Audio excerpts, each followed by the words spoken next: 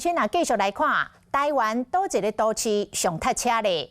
荷兰专门咧做卫车导航系统的制造商，有做一个上新的统计，讲台湾行车速度上慢的都市，毋是台北哦，是台中。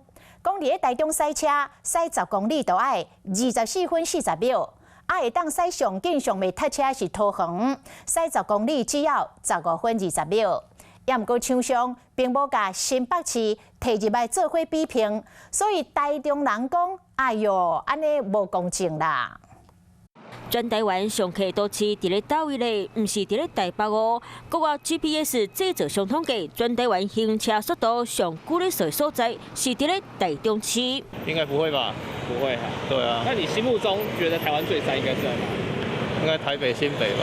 这间伫咧荷兰的公司，无甲新北算起，别个县市评比，行车速度上紧的是伫咧桃园，塞车10公里，敢若15分20秒；所落来是台北、台南，爱用21分10秒；高雄是23分05秒；台中上班爱24分04秒，算落来时速无够25公里。你要看路段，那你觉得台中？你觉得心目中最塞车是哪？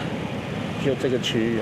台中真的是全台湾最塞的都市吗？我们来到台中人心目中最塞的台湾大道来实际测试看看。会当看到一路落来行车速度拢会当伫咧50到60公里，拄着车坐路段嘛有40公里。虽然毋是伫咧车坐时段，上下班的时间可能会较慢，不过市府交通局也是认为厂商的统计也无够周全。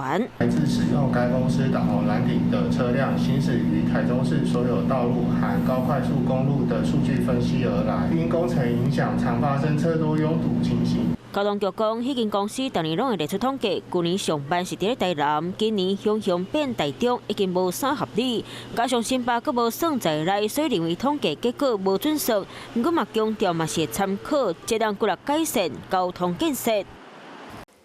嗨，我是映彤，记得订阅华视的 YouTube 频道，并且要开启小铃铛哦，站起来。